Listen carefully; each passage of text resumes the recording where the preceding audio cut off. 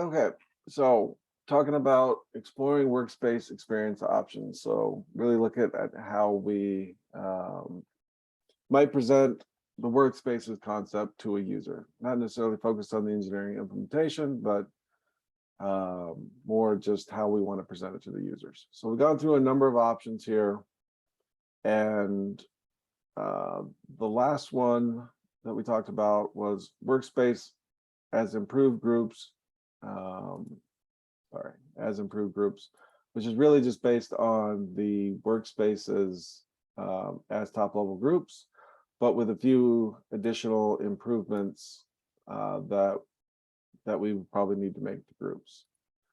So this one is also very much based on those two things, but recognizing that we might need to do a few other things. So include everything from the workspaces top level discussion, include everything from the additional group improvements discussion, but consider whether or not we actually do need an admin view.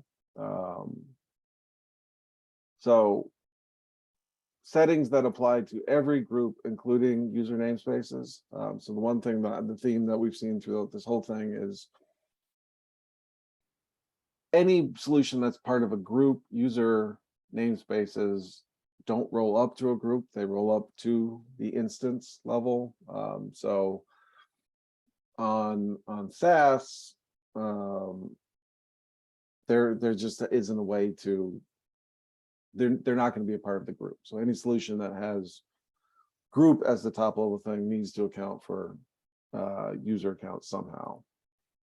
And then it also is kind of lacking that kind of summary view of everything.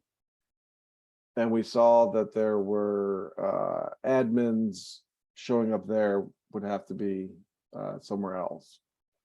So what if we did introduce an admin view? What might that look like? Get some tabs open here.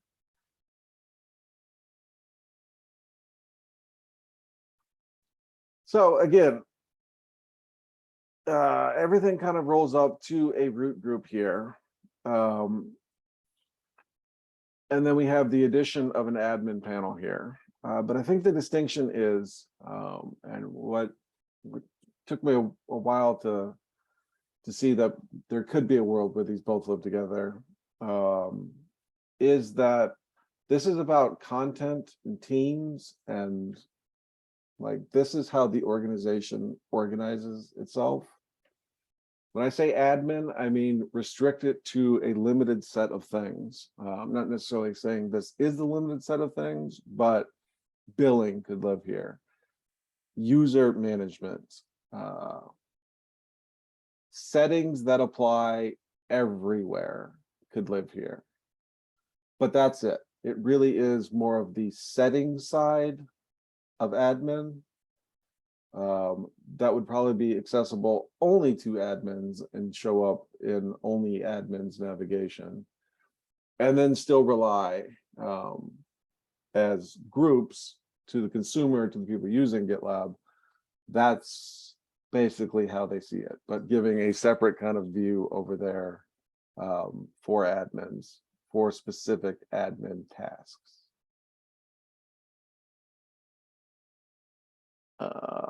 So much like the previous mentioned solution, it solves most of these.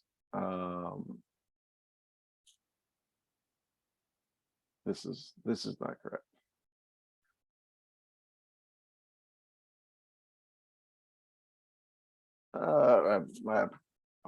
I don't know if that one's correct or not. I'll have to think through that thing.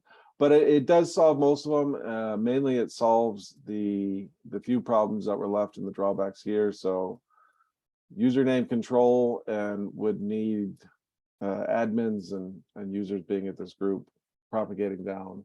This would be a separate thing that kind of lives off in itself. So only admins would be a part of this group. So it could be built as a namespace itself, and it's just not a publicly exposed namespace, right? Only admins get access to it. So in reality, like the root group could be root group, right? What you think is the root group as a non-admin actually isn't the root group, or it could be built as, just a set of controls. I do think there's a third way where it could be built as that, but only accessed. It really just becomes a navigation problem at that point, is what I'm saying. So yeah, it kind of brings back in, it's all of these, plus the workspace as screens one. So this is kind of the let's just do everything that we've talked about solution, which I think brings us to the biggest drawback to it is we're talking about doing a lot of stuff and a lot of engineering things. So I think its downside is that, yes, we can fix everything if we do everything, but we got to do everything. So questions on that one? I think the level of effort for engineering is high regardless of the solution that we discussed so far. That being said, they have a little bit of a head start at this point, which is great. And it's really just in which direction we want to go. I don't think we will ever get to a level of effort of low or medium for the workspace engineering team. And our focus here obviously is user facing. I like this solution. I like the previous solution that I sort of hinted on personal. What I like about this is the concentrated effort on the admin or the sysadmin work right now. If you think about as a user, when I go into my PayPal account or anything like that, there is a admin for my personal things like security,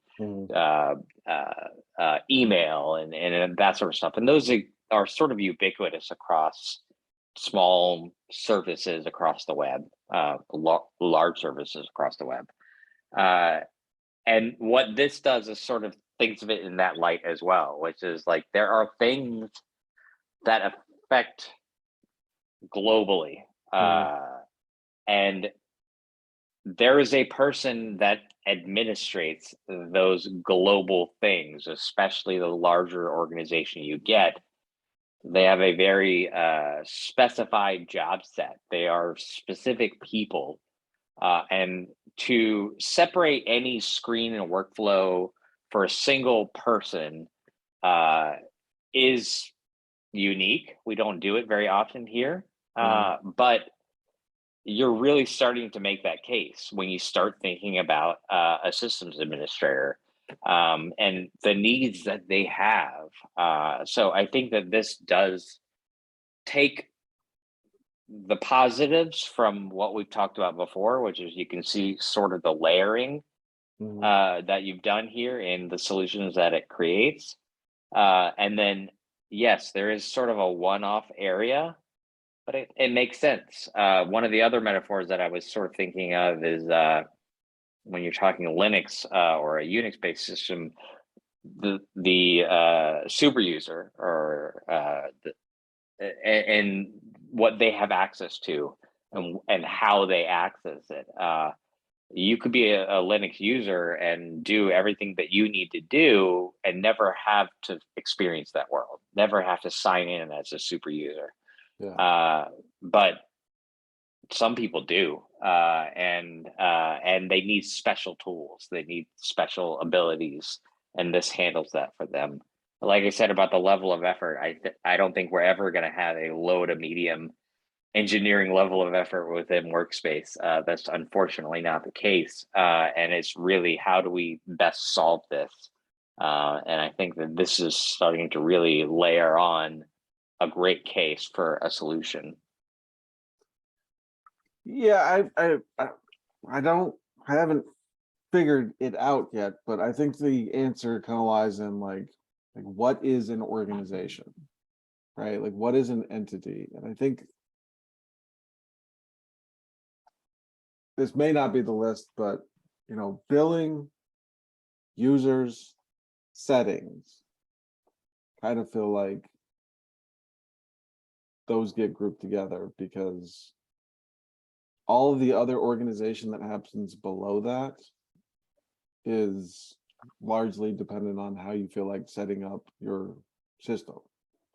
And at some point, like everything can't be everything. So like you have to define a set of, well, what is an organization?